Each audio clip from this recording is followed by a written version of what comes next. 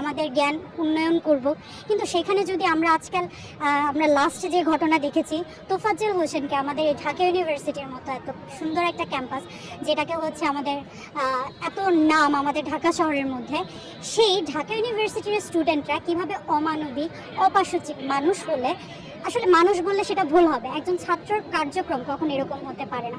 তারাও কিন্তু একটা এজেন্ডা নিয়ে এখন কাজ করছে। তারা এখন ছাত্রদল, আমি বলেই ফেলছি, ছাত্রদল, ছাত্র শিবির, ওই লিগ যাওয়ার পর এখন দল এবং শিবিরের আবির্ভাব ঘটেছে।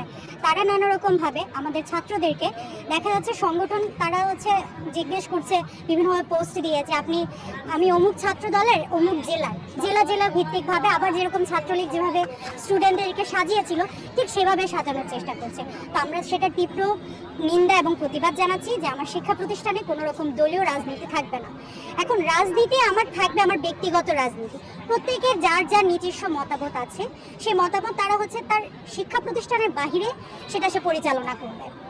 আর রাজনীতিটার মানুষ একটা মিস ইন্টারপ্রেট করছে, যেটা হচ্ছে রাজনীতি মানে হচ্ছে আমার জীবনের নীতি, আমার জীবনটাকে আমি কিভাবে পরিচালনা করব, সেটাকে মানুষজন হচ্ছে অন্যদিকে ডাইভার্ট করে নিয়ে যাচ্ছে।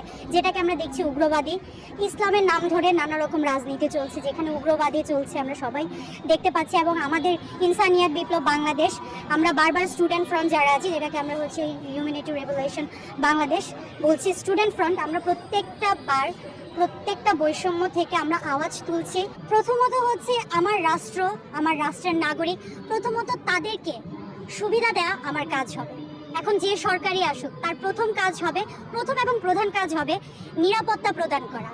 ঠিক আছে, আমার কিন্তু এখন আমি যে কথা বলছি, এমনও হতে পারে ছাত্র দলের বা ছাত্র শিবিরে কেউ একজন আমাকে এখন আলাদা পেলো, তারা আমাকে নানা রকম হয়রানি স্বীকার করতেই পারে। এখন এক চোর যেতে না যেতে আরেক চোরের আমদানি যেটা